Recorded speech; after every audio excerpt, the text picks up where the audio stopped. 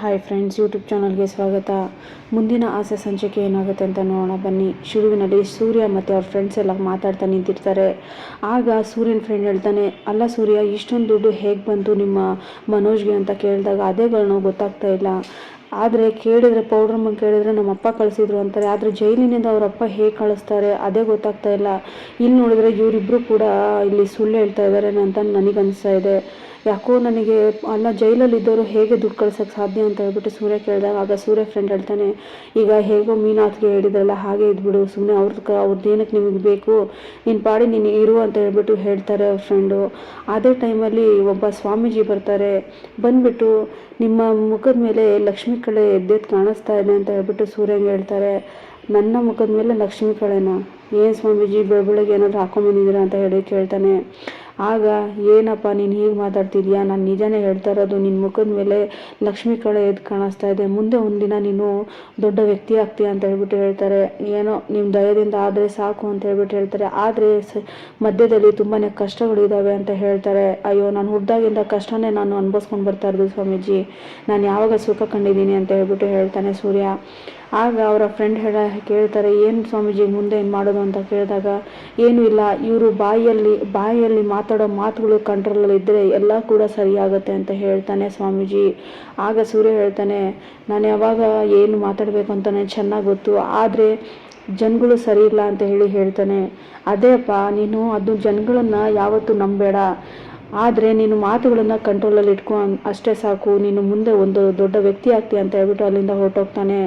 ಆಗ ಇನ್ನೊಂದು ಕಡೆ ಆ ಥರ ಹೇಳಿ ಹೊರಟೋದಾಗಲೇ MLA ಫೋನ್ ಮಾಡಿಬಿಟ್ಟು, ಸೂರ್ಯ ಎಲ್ಲಿದೆಯಪ್ಪ ಅಂತ ಹೇಳ್ಬಿಟ್ಟು ಕೇಳ್ತಾರೆ. ಇಲ್ಲೇ ಇದ್ದೀನಿ ಸರ್ ಅಂತ ಹೇಳಿದಾಗ, ಸ್ವಲ್ಪ ನಿನ್ನ ಜೊತೆ ಮಾತಾಡಬೇಕು ಬಾರಪ್ಪ ಅಂತ ಹೇಳ್ಬಿಟ್ಟು ಹೇಳ್ತಾರೆ.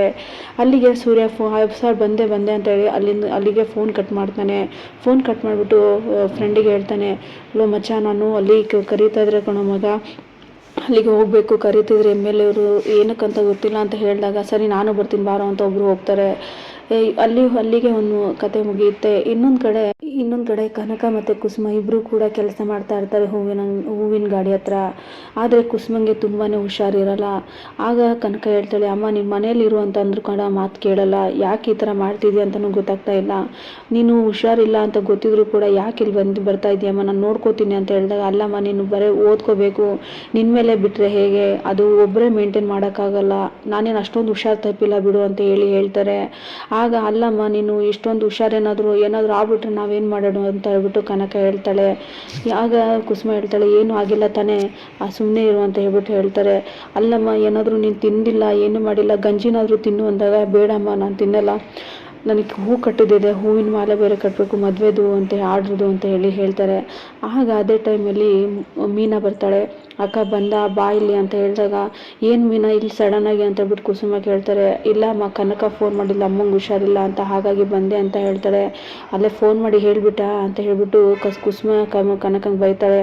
ಇನ್ನೇನಮ್ಮ ಮತ್ತೆ ನಿನಗೆ ಇಷ್ಟೊಂದು ಹುಷಾರಿಲ್ಲ, ನಾನು ಸುಮ್ಮನೆ ಇದ್ಬಿಟ್ರೆ ಹೇಗೆ, ನೀನು ನೋಡಿದ್ರೆ ಏನು ತಿನ್ನು ಅಂದರೂ ತಿಂತ ಇಲ್ಲ, ಹೋಗಲಿ ಅಕ್ಕನಾದರೂ ಬಂದರೆ ಏನಾದರೂ ತಿನ್ನಿಸ್ಬೋದು ಅಂತ ಹೇಳ್ಬಿಟ್ಟು ನಾನು ಕರೆದೆ ಅಂತ ಹೇಳ್ಬಿಟ್ಟು ಹೇಳ್ತಾಳೆ ಕನಕ.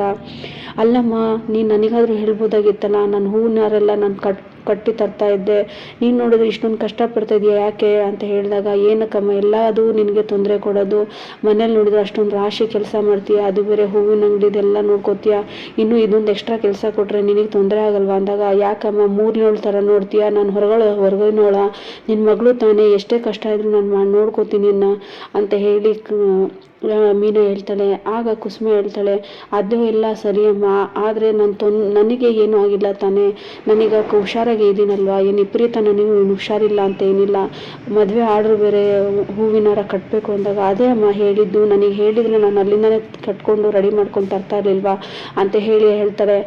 ಕನಕ, ನೀನು ಹೋಗಿಲ್ವಾ ಕಾಲೇಜ್ಗೆ ಅಂದಾಗ, ಇಲ್ಲಕ್ಕ, ಈ ಅಮ್ಮಂಗೆ ಹುಷಾರಿಲ್ವಲ್ಲ, ಅದಕ್ಕೆ ನಾನು ಕೂಡ ಬಂದೆ ಅಂತ ಹೇಳ್ತಾರೆ. ಅದೇ ಟೈಮಲ್ಲಿ ಮಂಜ ಮತ್ತು ಕಾಗೆ ಸುಬ್ಬ ಇಬ್ಬರು ಬರ್ತಾರೆ. ಬಂದ್ಬಿಟ್ಟು ಇಳಿತಾರೆ. ಆಗ ಕುಸುಮ ಹೇಳ್ತಾಳೆ, ನಿನಗೆ ಕಾಲೇಜಿಗೆ ಹೋಗಿಲ್ವೇನೋ ನೀನು ಅಂತ ಹೇಳಿದಾಗ, ಆಗ ಮೀನಾ ಹೇಳ್ತಾಳೆ, ಎಷ್ಟು ಸಲ ಹೇಳೋದು ಇವನ ಜೊತೆ ಓಡಾಡಬೇಡ ಅಂತ, ನಿನ್ನ ಮಾತೇ ಕೇಳಲ್ವಲ್ಲ, ನಿನಗೆ ಇಷ್ಟು ಹೇಳಿದ್ರು ಅಷ್ಟು ಬುದ್ಧಿನೇ ಬರಲ್ಲ ಅಂತ ಹೇಳಿದಾಗ, ಅಕ್ಕ ನನ್ನ ಫ್ರೆಂಡ್ ಮುಂದೆ ನೀನು ಅವಮಾನ ಮಾಡಬೇಡ ನನಗೆ ಅಂತ ಹೇಳ್ತಾರೆ. ಇವನ ಫ್ರೆಂಡು ಕುಡ್ಕೊಂಡೆಲ್ಲ ಇದು ಮಾಡೋರು ನಿನಗೆ ಫ್ರೆಂಡ ಅಂತ ಹೇಳಿದಾಗ, ಯಾಕೆ ಭಾವ ಕುಡಿಯಲ್ವಾ, ಹಾಗಂದ್ರೆ ಅವ್ರು ಕೆಟ್ಟೋರ ಅಂತ ಹೇಳ್ತಾರೆ. ಆಗ ಕಾಗೆ ಸಿಬ್ಬ ಹೇಳ್ತಾನೆ, ಅದಕ್ಕೆ ಭಾವ ಏನಾದರೂ ಅಂದ್ಕೊಳ್ಳಿ, ಭಾವ ಏನಾದರೂ ಮಾಡಲಿ ಬಿಡಿ, ನನ್ನ ಬಗ್ಗೆ ನನಗೆ ಗೊತ್ತು, ನಾನು ಅಂಥದ್ದೇನು ಮಾಡಿದ್ದೀನಿ ಅಂತ ಹೇಳಿದಾಗ, ನಾನು ನಿನ್ನ ಬಾಯಿಂದ ಅಕ್ಕ ಅಂತ ಕರಿಬೇಡ, ಅಕ್ಕ ಭಾವ ಅಂತ ಕರಿಬೇಡ, ಏನಕ್ಕೆ ಅಕ್ಕ ಭಾವ ಅಂತ ಕರಿತೀಯ, ನಿನಗೇನು ರೈಟ್ಸ್ ಇದೆ ಅಂತ ಕರಿತೀಯ ಅಂತ ಹೇಳ್ಬಿಟ್ಟು ಮೀನಾ ಹೇಳ್ತಾಳೆ. ಯಾಕೆ ಈಗ ಮಂಜಂಗೆ ನೀನು ಅಕ್ಕ ಆದರೆ ನನಗೂ ಅಕ್ಕನೇ ತಾನೇ, ಭಾವನೇ ತಾನೇ ಅಂತ ಹೇಳಿದಾಗ, ನಿನಗೆ ಅವರು ನಿನ್ನ ಸಂಬಂಧ ಇಲ್ಲ, ನೀನು ಮಾತಾಡಬೇಡ ಅಂತ ಹೇಳ್ತಾರೆ. ಆಗ ಕಾಗೆ ಸುಮ್ಮನೆ ಆಗ್ಬಿಡ್ತಾನೆ. ಆಗ ಮಂಜ ಹೇಳ್ತಾನೆ, ಅಕ್ಕ ಸುಮ್ಮನೆ ಇದ್ಬಿಡು, ನಿಮ್ಮ ಅವಮಾನ ಮಾಡಬೇಡ ನನ್ನ ಫ್ರೆಂಡಿಗೆ ಅಂತ ಹೇಳಿದಾಗ, ನಿನಗೆ ಇಲ್ಲೇ ಹೊಡಿತೀನಿ ಕಣೋ, ನೋಡು ನೀನು ಹಿಂಗೆ ಮಾಡ್ತಾ ಇರು, ನಿನಗೆ ಇಲ್ಲೇ ಹೊಡೆದು ನೋಡು ಏನು ಮಾಡ್ತೀನಿ ಅಂತ ಹೇಳ್ಬಿಟ್ಟು ಹೇಳ್ತಾರೆ. ಆಗ ಕುಸುಮ ಹೇಳ್ತಾಳೆ, ಅಲ್ಲ ಕಣೋ, ನಿಮ್ಮ ಭಾವ ಇವನಿಂದ ನಿಮ್ಮ ಭಾವ ಮನೆಗೆ ಬರ್ತಾ ಇಲ್ಲ, ದೊಡ್ಡ ಗಲಾಟೆನೇ ಆಯಿತು, ಈಗ ಹೇಗೋ ಸದ್ಯಕ್ಕೆ ಸ್ವಲ್ಪ ಸರಿ ಹೋಗ್ತಾ ಇದೆ, ನೀನು ನೋಡಿದ್ರೆ ಈ ಥರ ಮಾಡ್ತಿದ್ದಿಲ್ಲ ಸರಿನಾ ಅಂತ ಹೇಳ್ಬಿಟ್ಟು ಕೇಳ್ತಾರೆ. ಆಗ ಅಲ್ಲಮ್ಮ ಇವ್ರೇನು ಮಾಡಿದ್ದಾರೆ ಅಂತ ಹೇಳ್ಬಿಟ್ಟು ಈ ಥರ ಮಾಡ್ತಿದ್ಯಾ, ನನಗೆ ಕಾಗೆ ತುಂಬಾ ಇಂಪಾರ್ಟೆಂಟು, ನನಗೆ ಇನ್ಯಾರು ಇಂಪಾರ್ಟೆಂಟ್ ಅಲ್ಲ ಅಂತ ಹೇಳ್ಬಿಟ್ಟು ಹೇಳ್ತಾರೆ. ಯಾರು ಬಂದ್ರೇನು ಬಿಟ್ರೇನು ಮನೆಗೆ ಅಂತ ಹೇಳ್ಬಿಟ್ಟು ಬೈತಾನೆ. ಆಗ ತುಂಬಾ ಬೇಜಾರು ಮಾಡ್ಕೊಳ್ತಾಳೆ ಮೀನಾ. ಅಲ್ಲಿಗೆ ಕಾಗೆ ಸುಬ್ರಹ್ಮಣ್ಯ ಅವರು ಇಬ್ಬರು ಕೂಡ ಹೊರಟೋಗ್ತಾರೆ, ಅವ್ರ ಅಮ್ಮಗೆ ಮಾತಾಡಿಸ್ಬಿಟ್ಟು. ಆಮೇಲೆ ಇನ್ನೊಂದು ಕಡೆ MLA ಕಡೆಗೆ ಸೂರ್ಯ ಹೋಗಿರ್ತಾನೆ, ಸೂರ್ಯನ ಫ್ರೆಂಡು. ಆಗ ಬಾರಪ್ಪ ಸೂರ್ಯ ಹೇಗಿದೆಯಾ ಅಂತ ಕೇಳಿದಾಗ, ಹ್ಞೂ ಸರ್ ಚೆನ್ನಾಗಿದ್ದೀನಿ, ನೀವು ಹೇಗಿದ್ದೀರಾ ಅಂತ ಕೇಳ್ತಾರೆ. ಅವತ್ತು ಹೂ ಕೊಟ್ಟು ಕಳಿಸಿದೆ ಲಾಸ್ಟು, ಅವತ್ತಿಂದ ನಾವು ನಿನಗೆ ಭೇಟಿನೇ ಮಾಡಿರಲಿಲ್ಲ, ಆದರೆ ಇವತ್ತೊಂದು ಇಂಪಾರ್ಟೆಂಟ್ ಕೆಲಸ ಇದೆ ಅಂದಾಗ, ಏನು ಸರ್ ಅಂತ ಹೇಳಿ ಕೇಳ್ತಾನೆ ಸೂರ್ಯ. ಆಗ ಹೇಳ್ತಾರೆ, ಇಲ್ಲ ನನ್ನ ಫ್ರೆಂಡು ಹೊರಗಡೆಯಿಂದ ಅಂದರೆ ಬೇರೆ ಊರಿಂದ ಬಂದಿದ್ದಾರೆ, ಅವರಿಗಂತೂ ಕಾರ್ ಬೇಕಂತೆ, ಆದರೆ ಎಲ್ಲ ಕಡೆನೂ ಬೇರೆ ಕಾರ್ ಕೂಡ ನೋಡಿದ್ವಿ, ಆದರೆ ಅವ್ರಿಗೆ ಸೆಟ್ ಆಗಿಲ್ಲ. ನನ್ನ ಕಡೆ ಒಬ್ಬರು ಹೇಳಿದರು, ಈ ಥರ ಸೂರ್ಯ ಕಾರ್ ಬಗ್ಗೆ ಎಲ್ಲ ಡೀಟೇಲ್ ಅವರಿಗೆಲ್ಲ ಗೊತ್ತು, ಅವ್ರ ಕಡೆಯಿಂದ ಅವ್ರಿಗೆ ಒಳ್ಳೆ ಕಾರ್ಗಳು ಗೊತ್ತಿರುತ್ತೆ ಅಂತ ಹೇಳ್ಬಿಟ್ಟು ಹೇಳಿದಾಗ, ನಿನಗೆ ಕರೆಸ್ತೆ ಕಣಪ್ಪ ಅಂತ ಹೇಳ್ತಾರೆ. ಹ್ಞೂ ಸರ್ ನನಗೆ ಗೊತ್ತು, ನನಗೆ ಗೊತ್ತಿರೋರು ಒಬ್ಬರು ಇದ್ದಾರೆ, ಆದರೆ ಅವ್ರ ಕಡೆ ಒಳ್ಳೊಳ್ಳೆ ಕಾರ್ ಇರುತ್ತೆ ಅಂತ ಹೇಳಿ ಸೂರ್ಯ ಹೇಳ್ತಾನೆ. ಅದಕ್ಕೆ ಅಪ್ಪ ನೀನು ಕರೆಸಿದ್ದು, ಇವಾಗೊಂದು ಒಳ್ಳೆ ಕಾರ್ ಬೇಕಂತೆ, ಆವಾಗ ಹೋಗೋಣ ಅಂತ ಹೇಳ್ತಾರೆ. ಆಯಿತು ಸರ್, ಒಳ್ಳೆ ನಮ್ಮ ಕಡೆ ಒಬ್ರು ಇದ್ದಾರೆ, ಒಳ್ಳೆಯವರು ತಾನೇ, ಓಕೆ ಅವರು ಅಂತ ಹೇಳ್ತಾರೆ. ಹೌದು ಸರ್, ಅವ್ರ ಹತ್ರ ಒಳ್ಳೊಳ್ಳೆ ಕಾರ್ ಇದೆ, ನಾನು ಕೊಡಿಸ್ತೀನಿ ಬನ್ನಿ, ನಾನು ಅಲ್ಲೇ ತಗೊಂಡಿದ್ದು ಅಂತ ಹೇಳ್ತಾನೆ ಸೂರ್ಯ. ಎಲ್ಲ ಇಬ್ಬರು ಕೂಡ ಹೊರಟೋಗ್ತಾರೆ. ಇನ್ನೊಂದು ಕಡೆ ಮನೋಜ್ ಅವನು ಕೂಡ ಸೆಕೆಂಡ್ ಹ್ಯಾಂಡ್ಸ್ ಕಾರ್ಗೆ ಬರ್ತಾನೆ. ಅಲ್ಲಿ ಕೂಡ ಕಾರ್ ನೋಡ್ತಾ ಇರ್ತಾನೆ. ಅಂದರೆ ಸರ್ ನನ್ನ ಹತ್ರ ದುಡ್ಡು ಇಷ್ಟಿದೆ, ಈಗ ನಾನು ಹೊಸ ಕಾರೇ ತಗೊಳ್ಳೋಣ ಅಂತಿದ್ದೆ, ಬಟ್ ಈಗ ನನಗೆ ದುಡ್ಡು ಕಡಿಮೆ ಇದೆ, ಹಾಗಾಗಿ ನಾನೀಗ ಇದನ್ನು ಸೆಕೆಂಡ್ಸಿಗೆ ಬಂದಿದ್ದೀನಿ ಅಂತ ಹೇಳ್ಬಿಟ್ಟು ಹೇಳ್ತಾನೆ ಮನೋಜ್.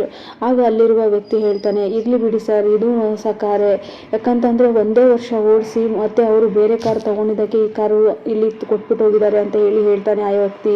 ಆಗ ಮನೋಜ್ ಹೇಳ್ತಾನೆ, ಹೌದು ಸರ್, ಈಗ ನನ್ನ ಹತ್ರ 1 ಲಕ್ಷ ಇದೆ, ಅದನ್ನು ಈಸ್ಕೊಳ್ಳಿ, ನೆಕ್ಸ್ಟ್ ನಾನು ಅದನ್ನು ಲೋನಿಗೆ ಅಪ್ಲೈ ಮಾಡಿ, ಆಮೇಲೆ ನನ್ನ ಹೆಂಡತಿ ರೋಹಿಣಿ ಕರ್ಕೊಬಿಡ್ತೀನಿ, ಅವರು ನೋಡಲಿ, ಆಮೇಲೆ ಲೋನ್ ಪ್ರೊಸೆಸ್ ಎಲ್ಲ ಮಾಡಲಿ ಅಂತ ಹೇಳ್ತಾನೆ ಮನೋಜ್.